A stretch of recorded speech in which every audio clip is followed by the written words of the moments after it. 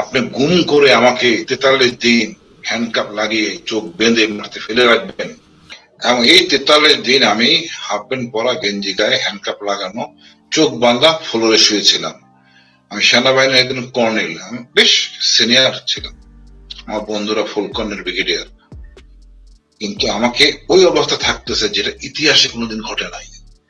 বাংলাদেশ সেনাবাহিনীর জন্য লজ্জা, জেনারেল মবিনের জন্য লজ্জা। আমার দ্বিতীয় গুম হওয়ার পর, বিশ্বাস করবেন, দ্বিতীয় গুম হওয়ার পরে আমার মেয়েকে সাথে কথা বলে 50,000 টাকা নিচে দিয়েছে ভাই। সুইডেন ভিত্তিক নেত্র নিউজ একটি হাড় কাঁপানো প্রতিবেদন প্রকাশ করেছে এবং সেখানে দেখানো হয়েছে কোথায় এবং কিভাবে গুম করে রাখা হয়, এবং সেই প্রতিবেদনে গুম থেকে বেঁচে ফেরত আসা যে দুইজন ব্যক্তির সাক্ষাৎকার প্রচার করা হয়েছে, তার মধ্যে একজন হচ্ছেন বর্তমান মালয়েশীয় প্রবাসী শেখ মোহাম্মদ সেলিম, আরেকজন হচ্ছেন লেফটেন্যান্ট কর্নেল হাসিনুর রহমান। হাসিনুর রহমান ভাই, আপনাকে অনেক অনেক শুভেচ্ছা আমাদের অনুষ্ঠানে অংশগ্রহণ করার জন্য। আপনি কেমন আছেন? বিসমিল্লাহির রহমানির রহিম। আপনাকে অসংখ্য ধন্যবাদ। যারা দেখছেন সবাইকে আমার সালাম। আমি আলহামদুলিল্লাহ ভালো আছি। ধন্যবাদ। দর্শক, জনাব হাসিনুর রহমান দুইবার গুম হয়েছিলেন এবং আজ তিনি তার এই গুমের ভয়ঙ্কর এবং হৃদয় বিদারক অভিজ্ঞতা আমাদের মাঝে শেয়ার করবেন। তো প্রশ্ন, জনাব হাসিনুর রহমান, আপনি একজন সেনাবাহিনী দক্ষ অফিসার, কোনো সন্দেহ নাই। আপনি 1988 সালের 7ই জানুয়ারি পার্বত্য চট্টগ্রামে দুষ্কৃত দমন অভিযানে বিশেষ সাফল্য লাভ করায় মহামান্য রাষ্ট্রপতি সুপারিশ ক্রমে বীর প্রতীক উপাধি লাভ করেন। এছাড়াও বাংলাদেশ রাইফেল পদক, বাংলাদেশ পুলিশ মেডেল প্রাপ্ত একজন সুদক্ষ সেনা অফিসার হয়ে এমন কি করলেন যে বর্তমান আওয়ামী লীগ সরকার আপনাকে একাধিকবার গুম না করে তাদের কাছে আর কোনো পথ খোলা ছিল না? আসলে হৃদয়টা খুবই হৃদয় বিদারক। আমার সর্বশেষ চাকরি গুম হওয়ার আগে ছিল ময়মনসিংহ, তার আগে ছিলাম আমি র‍্যাব 7 চট্টগ্রাম। 2008 সালের শেষের দিকে পরিস্থিতি ঘোলাটে, আওয়ামী সরকার আসবে, কিছু অনাকাঙ্ক্ষিত আবদার আমাকে করা হয় ভিন্ন ভারতীয় তথা ভিনদেশী গোয়েন্দা সংস্থা সাহায্য করার জন্য। আমি রাজি হইনি। তার চেয়ে বড় জিনিস হলো 9 সালে আমাদের বিডিআর এর 17 জন আমার বন্ধু, সিনিয়র জুনিয়র মারা যায়, যারা খুব অতি পরিচিত। যুদ্ধ ছাড়া এইভাবে 17 জন মারা যাওয়াতে আমি মনে করতাম বা এখনো করি, আমাদের দায়িত্বশীল কর্মকর্তারা নিজ দায়িত্ব সুষ্ঠুভাবে পালন করেননি। মাননীয় প্রধানমন্ত্রীকে যথাযথ পদে দিতে তারা ব্যর্থ হয়েছেন। আমি এই নিয়ে উচ্চ ব্যাখ্যা করতাম, মূলত এই জন্যই আমার পিছনে লাগা হয়। ভিনদেশী গোয়েন্দা বলতে কি ভারতীয় গোয়েন্দা সংস্থা বলতে বুঝিয়েছেন আপনি? হ্যাঁ, 111 সাল তো পুরোপুরি মোটামুটি কনফার্ম যে আমাদের মইনুল আহমেদ বা পরম মুখার্জি সব মিলে আমি তো র্যাবের সিও, সরাসরি জানতাম চট্টগ্রাম র্যাবের। তখন আসলে যা বলা হয়েছিল, যেহেতু পার্বত্য চট্টগ্রামের বিচ্ছিন্নতাবাদী অন্য টুকিটাকি স্পষ্টকাতর বিষয়গুলি আমি জানতাম বা দেখতাম, আমার উপর চাপ আসে। আমি এতে কোন শর্তে রাজি না হয় আমি পুরো ওই 8 সালের শেষ দিকে পোস্টিং হয়ে যায় ময়মনসিংহ। তবু ভালো আমি মনে করি যে আমি এখনো বেঁচে আছি, আলহামদুলিল্লাহ। আমার এই এক বেশ জুনিয়র আমাকে গুম করে, ঠিক আছে, হয়তো গুম করছে। সেই গুম করার আগে একটা প্রশ্ন তাকে করতে চাই, সেটা হলো যে আপনার বিরুদ্ধে অভিযোগ আপনি সরকারের বিরুদ্ধে ষড়যন্ত্র করতেছেন এবং বিডিআর হত্যাকাণ্ডে আপনি সেনাবাহিনীর প্রধান মইনুল আহমেদকে দায়ী করতেছেন এবং আওয়ামী লীগ সরকারের কিছু রাজনীতিবিদকে দায়ী করতেছেন। কিন্তু আমার প্রশ্ন হচ্ছে যে আপনি একজন সেনা অফিসার হয়ে চাকরি রানিং থাকা অবস্থায় কি আপনি এসব সমালোচনা করতে পারেন? অবশ্যই পারবো না। কেন? আমি কি নিজেদের মধ্যে কথা বলতে পারবো না? বন্ধুদের সাথে কথা বলতাম। আমি তো চাকরির কোড অফ কন্ডাক্ট অনুযায়ী চাকরি করা অবস্থায় কোড অফ কন্ডাক্ট মোতাবেক আমি আমার বন্ধুদের সাথে শেয়ার করতাম, সমালোচনা করতাম। সমালোচনা থেকে আমরা শিখি। কিন্তু শিখা যায় না। কিন্তু ফেসবুকে না, ফেসবুক ওইসব আমার ছিল না। আমি জনসমক্ষ কিছু বলি নাই, হয়তো মোবাইলে কথাবার্তা বলতাম। এবং আমি, এটা খুবই দুঃখজনক, আমাদের দেশের ভিতরে কোনো যদি অপরাধ বা কোন দুর্ঘটনা ঘটে দায়িত্ব থাকে হোম মিনিস্টারের, সেই সায়রা খাতুন ওর দায়িত্ব ছিল, ওটা র্যাব ছিল হোম মিনিস্টার আন্ডারে, র্যাব গেটে ছিল, বিডিআর গেটে 2 জন র্যাবের অধিনায়ক ছিল, তারা গুলজারের সাথে কথা বলতেছিল, তাদেরকে গেট থেকে উঠায় নিয়ে আসা হয়। এই আদেশ দেয় কর্নেল রেজা নূর, পরবর্তী মেজর জেনারেল রেজা নূর। এই আদেশটা মেজর রেজা নূর পেয়েছেন উপদেষ্টা তারেক সিদ্দিকী, নিরাপত্তা উপদেষ্টা ছিলেন। ওনার চেইন অফ কমান্ড ঠিক ছিল না, ওনার আদেশ নেওয়া উচিত ছিল হোম মিনিস্টারের থেকে। উনি একটা বিরাট ভুল করছেন। ওই সময় যদি আমাদের ওই অফিসারে ঢুকতো, হয়তো এত ক্ষয়ক্ষতি হতো না। যেটা চলে গেছে, অসুবিধা নাই। আমরা ভুল থেকে শিখি যেন এরকম ভুল আর না হয়। কিন্তু আপনি গুম করে আমাকে 43 দিন হ্যান্ডকাপ লাগিয়ে চোখ বেঁধে মারতে ফেলে রাখবেন। এখানে বলা হয়েছে যে আপনার দেশের বিরুদ্ধে দেশের অভ্যন্তরে সরকার কর্তৃক নিষিদ্ধ ঘোষিত বিভিন্ন সংগঠন এবং তার শীর্ষস্থানীয় ব্যক্তিবর্গের সাথে সংশ্লিষ্টতা, বিভিন্ন আদিবাসী সংগঠনের সঙ্গে সম্পৃক্ততার অভিযোগ, দেশের বিভিন্ন রাজনৈতিক দলের উচ্চ পর্যায়ের ব্যক্তিবর্গের এবং বহির্দেশীয় বিভিন্ন বিচ্ছিন্নতাবাদী দলের সংশ্লিষ্টতা তথ্য পাওয়া যায়। এটা আপনার বিরুদ্ধে আর কি এরা অভিযোগ করছে। আচ্ছা, হ্যাঁ, আমার এই যে অভিযোগ, আমার বিরুদ্ধে কোন সাক্ষী আমার বিরুদ্ধে বলেনি। সবগুলি সাক্ষীকে তারা হোস্টেল ঘোষণা করছে। সরকার হোস্টেল ঘোষণা করতে বাধ্য হয়েছে। কেউ আমার বিরুদ্ধে কিছু বলেনি। আমি দেশের স্বার্থে বাইরে কোনো কাজ করিনি। আজকে দেশের জন্য আমি গর্বিত, সম্মানিত। আমি এখনো সৎ আছি, দেশপ্রেমিক আছি। কিন্তু আপনি হাজার অপরাধ করলে আপনি আমাকে গুম করতে পারেন না। আমি যদি হত্যা থেকে আরো জঘন্যতম কাজও করি, আপনি আমাকে গুম করতে, অ্যাবডাকশন করতে পারেন না। সেনা আইন ভঙ্গ করার ক্ষমতা জেনারেল মোবিনের নাই। কে তাকে পারমিশন দিছে?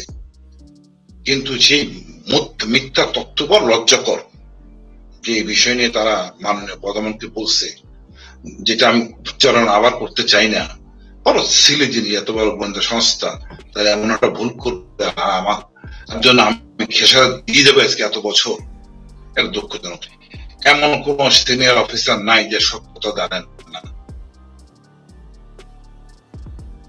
জি, এখন আপনি প্রথম গুম হয়েছিলেন 10 জুলাই, 9 জুলাই, তারপরে 12 জুলাইতে আপনার স্ত্রী শামীমা আক্তার অভিযোগ করেন। তো প্রথম গুম নিয়ে যদি আমাদেরকে আপনি কিছু বলেন, কিভাবে আপনার প্রথম গুমটা সংঘটিত হলো? অফিসে ছিলাম, রাস্তার দিকে আমার এক জুনিয়র সে আসে অফিসে, আমার সিনিয়র ব্রিগেডিয়ার জেনারেল মোস্তফা বলে, ওনার সাথে কথা বলে, হামিদের সাথে, হামিদ অতি পরিচিত, হামিদের সাথে কথা বলতে নিচে আমি কথা বলতে থাকি। হামিদের ব্যাটসম্যানদের ডাক দিই, হামিদের থেকে গাড়ির কাছে গেলে হামিদের স্ত্রী ছিল গাড়িতে, হামিদ আমাকে মিথ্যা কথা বলে, তখন আমাকে পিস্তল মাথায় ঠেকিয়ে গাড়িতে উঠায়, হ্যান্ডকাপ বাঁধে। হামিদকে জিজ্ঞেস করি, হামিদ কেন এই কাজটা করলে, এটা তোমার কি লাভ হবে? স্যার আমার কিছু করার নাই, আমাকে ব্রিগেডিয়ার রেদওয়ান ডিএমআই আদেশ দিয়েছে। আমি কি, এটা তো আসলে ক্ষতি করলাম, কোন লাভ তো হবে না, একটা অপরাধ করলাম। যাই হোক, আমাকে নিয়ে যাওয়া হয় সারা রাত গাড়ি চালিয়ে ঢাকায়। গন্তব্যস্থলটা আমি চিনতে পারিনি, পরে আমি চিনতে পারছি, মানে ময়মনসিংহ থেকে ঢাকায়। ময়মনসিংহ থেকে ঢাকায়। এবং এই 43 দিন আমি হাফ প্যান্ট পরা, গেঞ্জি গায়ে, হ্যান্ডকাপ লাগানো, চোখ বাঁধা, ফ্লোরে শুয়েছিলাম। আমি সেনাবাহিনীর একজন কর্নেল, আমি বেশ সিনিয়র ছিলাম, আমার বন্ধুরা ফুল কর্নেল, ব্রিগেডিয়ার। কিন্তু আমাকে ওই অবস্থা থাকতেছে যেটা ইতিহাসে কোনোদিন ঘটে নাই। বাংলাদেশ সেনাবাহিনীর জন্য লজ্জা, জেনারেল মবিনের জন্য লজ্জা। উনি ওনার অফিসারকে রক্ষা করতে পারেন নাই। একদিন কাঠ গড়ায় সবাইকে দাঁড়াতে হবে, ইনশাল্লাহ আমি বিচার পাবো। আমি যদি অপরাধ করে থাকি আমাকে ফাঁসি দেন। আপনি কোনো প্রমাণ, কোনো সাক্ষ্য আনতে পারেন নাই। ভুয়া কথা নিয়ে, ভুয়া কথা আমি পরিষ্কার করে বলে দিই, কতটা ভুয়া হতে পারে চিন্তা করুন। আমি বাসায় একটা কাজের মেয়ে থাকে, 15-16 বছরে, তার বিয়ার কথাবার্তা চলে এসেছিল, এবং রোহিঙ্গা বংশভূত। তার বাড়ি নাইক্ষ্যংছড়ি, আমি নাইক্ষ্যংছড়ি ছিলাম দীর্ঘ অনেকদিন। আমার বাসা ছিল, আমার মেয়ের সাথে পড়তো আমাদের বিডিআর স্কুলে। সে মেয়েটার কথোপকথন সে নাইক্ষ্যংছড়িতে পড়তো। এটা আমার বিষয় না, আমার স্ত্রীরা জানতো কিভাবে কথা বলতো। সে কথা বলতো সিটিসেল নাম্বার। সিটিসেল নাম্বারটা ছিল জিএসএম প্রক্রিয়া, যেটা দিয়ে আর আপনি কথা রেকর্ড করতে পারবেন না, কষ্ট, টাওয়ার লোকেশন করা যায়। ওরা আমাকে বারে বারে হ্যামারিং করতেছিল, আপনি ময়মনসিংহ থেকে নাইক্ষ্যংছড়ি কোথায় কথা বলতেছিলেন। আমি তো নাইক্ষ্যংছড়ি কথা বলার কথা না, আর তাছাড়া আমার সিটিসেল নাই। 7টা দিন আমি অমানসিক নির্যাতনে ছিলাম, আমি স্ট্রোক করে ফেলি ওখানে। 7 দিন পর তারা বুঝতে পারে ভুল হয়ে গেছে। কি ভুল? আমার কাজের মেয়ে, আমি গুম হওয়ার 2 দিন আগে বাড়িতে যাই বিয়ার জন্য, তখন ওই নাম্বারটা আবার সে অন করে স্বাভাবিকভাবে কথা বলে সিটিসেল নাম্বার দিয়ে আমার স্ত্রীর সাথে। তারা বুঝতে পারে ঘটনাটা গড়বড় হয়েছে। এখন এই কাজের মেয়ের সাথে যে কথা বলতো সেটা ছিল ফোন ফ্যাক্সের দোকান থেকে কথা বলতো। ওইসব কথা বলে করাচি এবং মক্কার বার্মা কলোনি আছে মক্কাতে, আর আছে কুয়ালালামপুরে, আর চিটাগাংয়ে।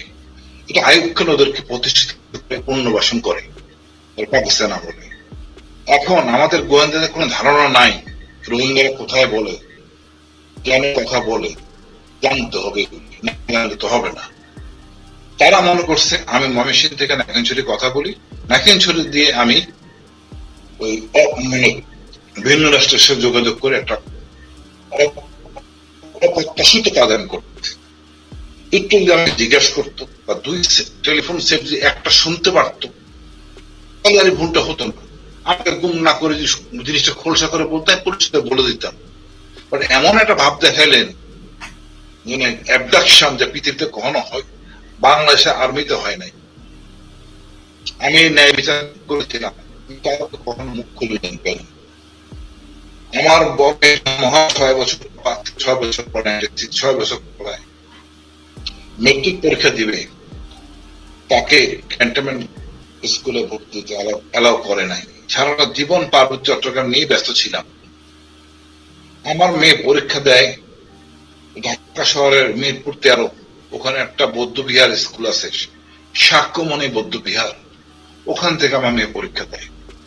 এর চেয়ে লজ্জা, অমানবিক কি হইতে পারে আমি জানি না।